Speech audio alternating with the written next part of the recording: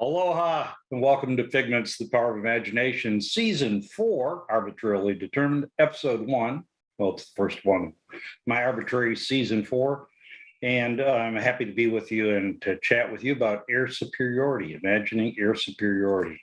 It's an important topic that's come up a lot in commentary on the Russian misadventure in the Ukraine. And sadly, most of the folks who are talking about it don't know what they're saying or what they're talking about. It's a complex topic. So, that I find that kind of irritating. So I've got to give you a quick viewer warning here, folks. Quick viewer advisory. Your host is irritated. I am irritated. My wife Alejandra told me the other day that it seems like I like to be irritated. I look for things to irritate me, but that pissed me off. No, it didn't really. She never makes me mad. But this does irritate me because folks are talking about a very important topic, extraordinarily relevant to American military operations in the future. And they're giving a hand wave like it's an on-off switch. You either have air superiority or you don't. And it isn't that simple. Now, this whole discussion of air superiority started with an even more annoying discussion of no-fly zones, the topic of my opening rant, because people really don't know what they're talking about, no-fly zones, including some who should. Now, on the right side of that map, there are two no-fly zones established in Iraq, and I patrolled both of them, one in the F-15, the other in the F-16 up north. Okay, no-fly zones, folks, are not an instrument of war. The discussion should stop there. If anything else were to be said about no-fly zones or other military matters, it would be to say less. Shut up. Keep it secret. Don't make it a podium discussion in the daily press conference of anybody. I realize we have to engage with media in the modern military, but the no-fly zone discussion is ridiculous because it's not an instrument of warfare.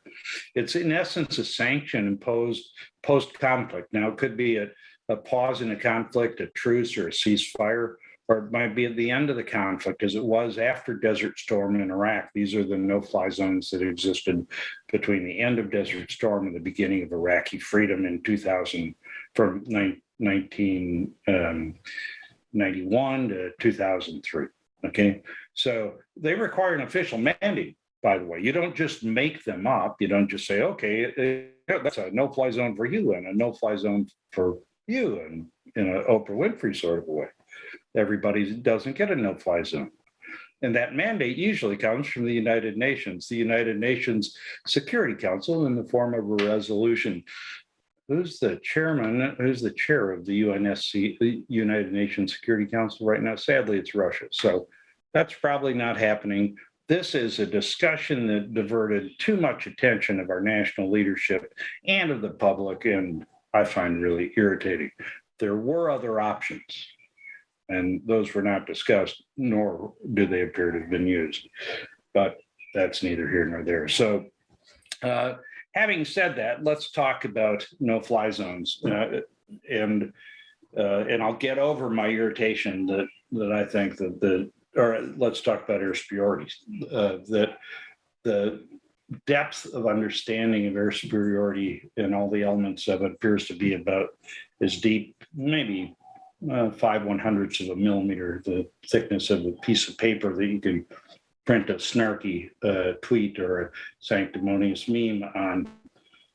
Folks really don't understand it. There's a long history since the beginning of air power in World War I to now in the concept of air superiority, and it's a fundamental enabler. And that's what I'd really like our viewers, who I know many of you are not military experts. You might just tune in to see what other interesting people I know or kind of funny stories I might have for you. But you all should think about this. All American citizens should give some thought to what we need to be successful in employing our armed forces, ideally for defense, but if necessary in conflict in the coming years. Okay, air superiority is the great enabler. Okay, for United States forces, for reasons I'll discuss in a bit, it has become an assumption, almost looked at as a birthright. We're going to have air superiority. And it's not that simple, and Ukraine should further illustrate that we can't make that assumption.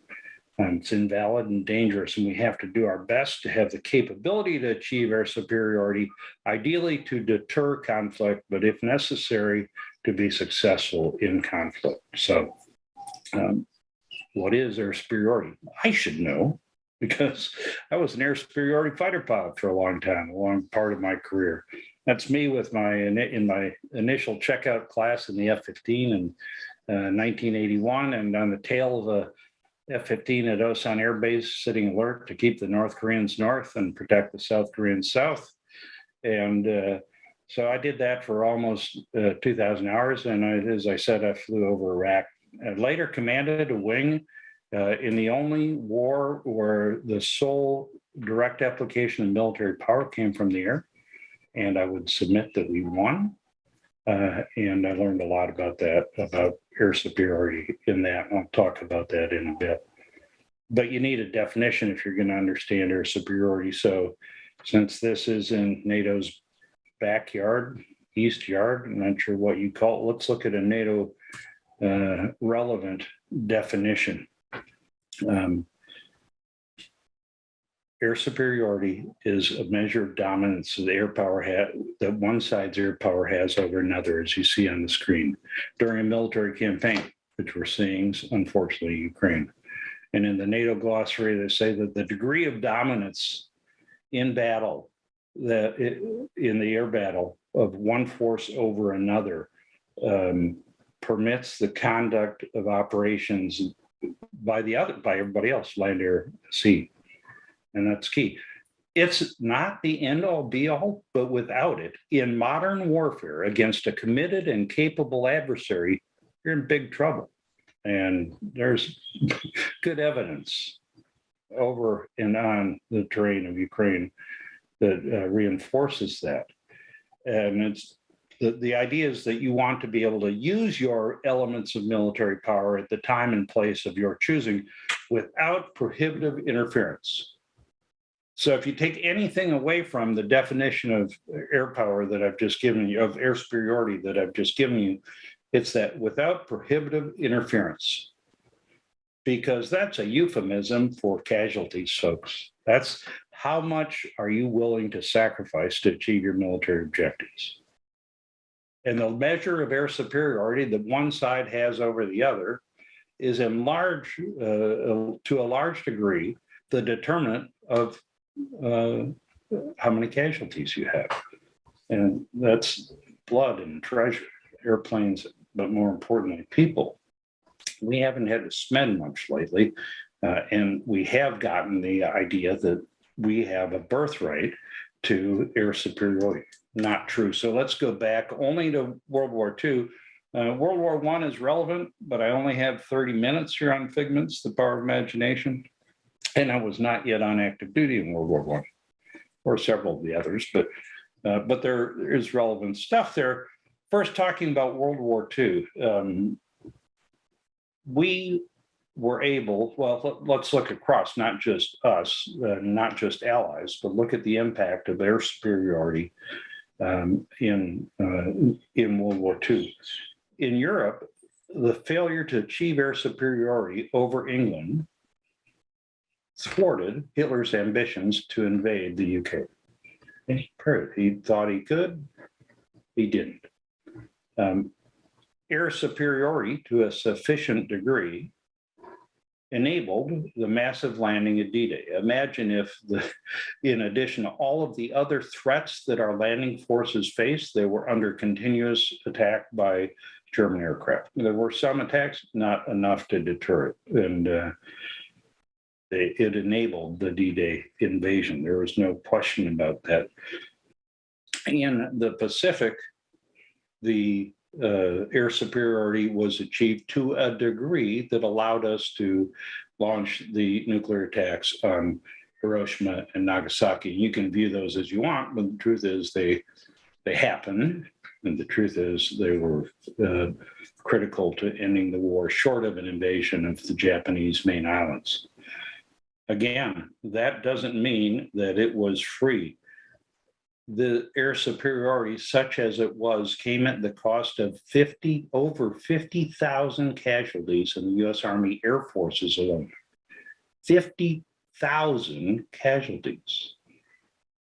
And that was suitable to fall within the, I guess if it's not prohibited interference. It wasn't prohibitive interference because the conflict was so massive and important, and the threat so existential to the United States that we were willing to spend those lives, 50,000 airmen, and many soldiers and sailors, just trying to put a price tag on air superiority for you in that case. And we were never completely, we never had complete domination of the skies. We had enough to allow us to do what we needed to do. Sometimes on a very local level, the Japanese had local air superiority over the island of Oahu on December 7th, 1941. They didn't sustain it, and they didn't need to sustain it. They needed to dominate the skies for about an hour and a half to achieve most of their objectives. In April of 1942, the U.S. achieved an unusual bit of air superiority when the Doolittle raid occurred, and we launched some B-25s off an aircraft carrier for surprise attack on the Japanese main islands. And that local air superiority was very brief and very local, but it was good enough to deliver a very significant blow, not in a military sense, but in a psychological sense, in a strategic sense, to the Japanese military. So it doesn't mean you own the skies. It doesn't mean you're not going to lose any aircraft or pilots. It means you can do what you want, and it enables the land and sea forces, not just the air forces. That's air superiority, World War II style. In the Korean War, we rapidly established air superiority over friendly forces, and we had sufficient air superiority over enemy territory to support our troops and to conduct strategic bombing. That's a topic that the strategic bombing of North Korea is a topic I'd like to address that in detail. It's a very difficult, tragic episode to cover, but not today. But we had sufficient air superiority to succeed within our cost constraints, to go back to that notion of without prohibitive interference. It was good enough. An interesting point about Korea that is relevant to the current conflict in Ukraine is that one of the biggest challenges for maintaining our desired or necessary level of air superiority during the Korean War was the use of sanctuary airfields in China. Just across the border near Siniju and Dandong were some dirt airstrips, dirt fields with over 400 MiG-15 jet fighters that would fly out of China and largely be able to go back to China safely and hide there. They were flown by some North Korean pilots, but many Chinese and a lot of Russian pilots. That's right, Russian pilots. We could have been a little more imaginative in thinking about solutions to make the Russian Air Force's application of air power against Ukraine difficult, I think. And we could have used that model. Too late for that now. Maybe it was discussed. I wasn't part of those discussions. I'm not sure. But the sanctuary airfields did present a real challenge. And while we had an acceptable ability to conduct military operations, we continued to lose aircraft up to the end of the war to these MiGs operating out of sanctuaries. We were very successful in providing air superiority over our friendly forces, our friendly ground forces. In fact, 1953 is the last time a U.S. soldier was bombed by an enemy aircraft, killed by an enemy air attack. 1953. And that's in large measure why I say it's so tempting to think of air superiority as a birthright, as a given, as a constant. And that's not necessarily the case. So on to Vietnam. Vietnam,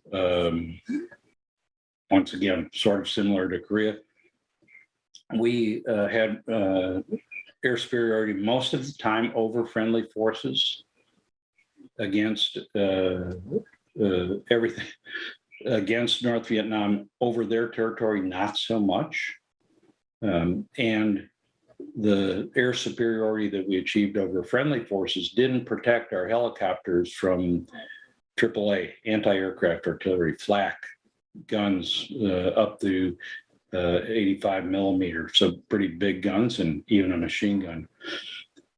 During the Vietnam War, the U.S. lost over 10,000 aircraft.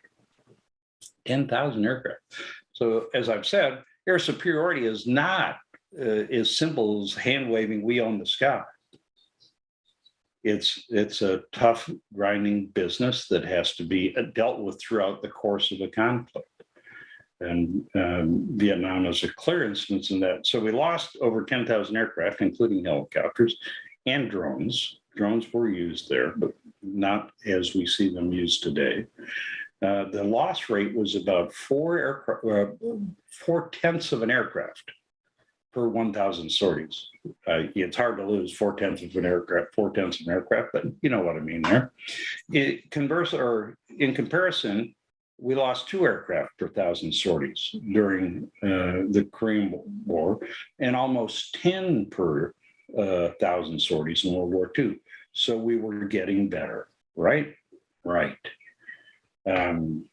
But it wasn't really that good. And in our air-to-air fights against North Vietnamese MiGs, and in evading and defeating surface-to-air missiles, which made their debut in the Vietnam War as a significant force, we were not successful at all. And that inspired a significant investment in real air superiority capability, in especially the F-15, but also the F-14 and the F-16 as air superiority aircraft. And the U.S. took the lessons of Vietnam, applied them, and built some very capable airplanes. A couple of those were used in both the Arab-Israeli conflicts and the Iran-Iraq war. I'm not going to talk about those in the interest of time, because I want to talk about the illusionary nature of our post-Vietnam experience. And that this includes all of our conflicts from Panama to Grenada to Iraq to Kosovo/Serbia to Iraq to Afghanistan to Syria, where we have basically total air superiority in every one of those. That's not solely because we had the best stuff, the best aircraft, the best pilots, the best training, the best missiles, but it's also because we never ran into an adversary who had the key requirements, a combination of capability and commitment to oppose us in the air. It worked out very well. In my own experience, I've been over enemy territory in Serbia at the moment, where as a one-star wing commander, I decided we had achieved total air superiority.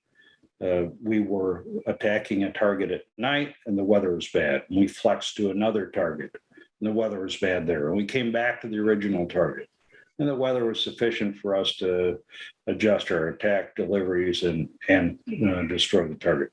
We did that without opposition. We had air superiority. A reasonably capable, but not fully committed adversary. That's not necessarily how it's going to be in the future. And we need to learn from the experience of Russia in the Ukraine and plan accordingly. So let me take a quick breath and mention that in 2 weeks, I'm going to have Jim Hake, the CEO of Spirit of America, a nonprofit, a very unique nonprofit, non-governmental organization that's doing some wonderful work for supporting the Department of Defense and the State Department in their efforts to support Ukraine.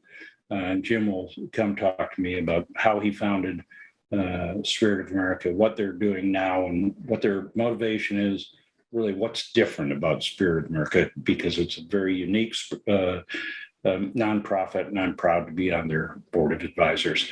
Please note the link there. They can use your help. They're doing some great work. Go to their website, spiritofamerica.org.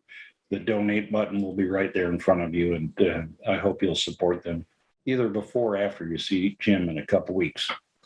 Okay, so let's get on to what we need to learn from Russia's misadventures in Iraq. As I said, we have this illusionary sense of air superiority. There's a beautiful F-15. I've flown that jet, that particular jet, as the operations group commander, as a colonel, Langley Air Force Base in the FF, First Fighter Wing. The F-15 is 104-0 is its combat record in air-to-air combat. Think about that.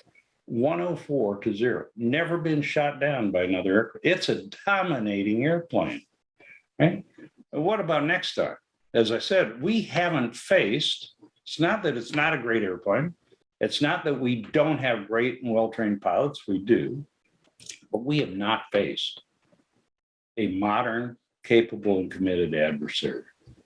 Russia's facing that. Much smaller. Ukraine is much smaller, not as well equipped as they are, but they're facing it, and they're facing it in the complexity of a 21st century warfare environment. And it's not just the aircraft and its guns and missiles that you're fighting.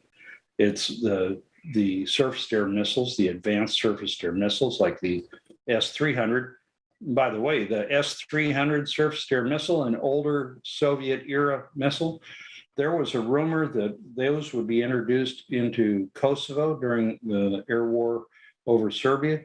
My assessment as a combat commander was that we would lose 5 airplanes in a snap of a finger if that was introduced and not detected, and that would seriously impede our operations. Still very capable and game-changing, and not yet really faced until this experience over Ukraine. You've got cyber capabilities that the Russians have and the Ukraine, and then a expanded use of drones. And I suspect many of you have seen the footage of the Ukrainian drones attacking Russian armor. They're not big, they're not expensive. Some of them are home hobby drones. Getting air superiority is really complex, so we should learn that. There have been lots of losses on both sides. I tried to sort through and be ready to give you a good assessment of what's happened in the air. I can't, because I don't trust what I see in their internet. It's going to take a long time to get to the real who shot who, how much of it. But there have been a lot of losses, and there's a pretty credible report that one of the most advanced Soviet fighters, Supes, that was a Freudian slip, folks. One of the most advanced Russian fighters, a Su-35 S, was shot down. There's some pretty compelling pictures of wreckage and of the captured Russian pilot. So lots of losses in a big war, not what we've experienced before. Size matters. Ukraine's a big place, not just too big to try to impose a no-fly zone on, but just to fight a war over. A lot of opportunity options for access and for hiding, camouflaging, moving things, much bigger than Kosovo. It's about the size of Texas. Iraq was pretty big, but when I went to war there on the ground, one of the first things that struck me in the planning was the size, but it was only the size of California. Ukraine's much bigger. The bigger the operation, the more complex and the broader demands you have for surveillance, for intelligence, and for the ability to be present to maintain air superiority as needed to let your forces do what they choose to do. We've learned that Russia is not as capable as many expected. They've got some very good equipment, very capable aircraft and missiles, but their land and air forces not as capable as we expected. We can't expect that from China. And why do I mention China? Because they're our pacing challenge. They are. Strategically, they're our most likely big problem. I don't advocate war with China at all. I advocate the opposite. And that means I'm for deterrence, not confrontation. But the Chinese are going to learn from what's happening over Ukraine, what's happened to the Russians, what their losses have been, what's worked and what hasn't. And we have to learn as well. What should we learn? We should learn that we must understand to go back to my definition, what is the measure of prohibitive interference? What are we willing to sacrifice to achieve our military aims? Because the next time we're involved in armed conflict, I believe it's highly more likely to look like the warfare in Ukraine than what we've seen in Iraq, Afghanistan, and elsewhere in recent years. It's likely to be that muddy and that bloody and that costly. So what are we willing to sacrifice? A. B, how do we limit that sacrifice? What capabilities do we need? And I'm an air superiority fighter pilot. I believe in the F-15, the F-22 in particular. We need those capabilities. They're expensive. But if we don't invest in them, we're not going to deter.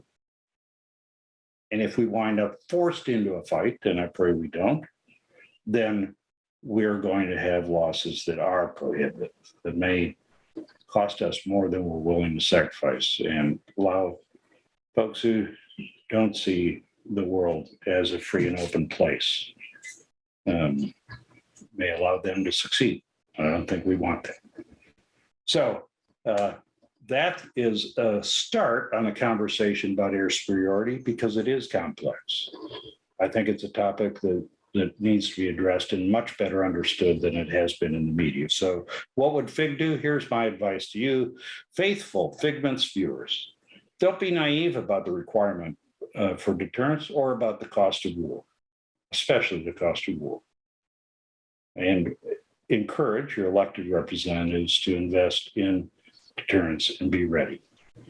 Next thing I advise comes from my irritation factor, as I mentioned. Think deeper than tweets and memes. They don't explain anything. They should start you searching and reading and wondering. And then finally, please consider donating to both Spirit of America for their efforts supporting Ukraine, and actually supporting the U.S. efforts to support Ukraine. And of course, ThinkTech Hawaii, our hosts for this. You can find my previous Figments on Reality at that barcode, and all of the playlists for Figments, the Power of Imagination, at the barcode on your left. So again, thanks to Figments, or thanks to ThinkTech Hawaii. Thanks for tuning in, folks. I look forward to your comments. Please drop me a note at info@phase-1.com, and I will see you in 2 weeks on Figments, the Power of Imagination. Aloha.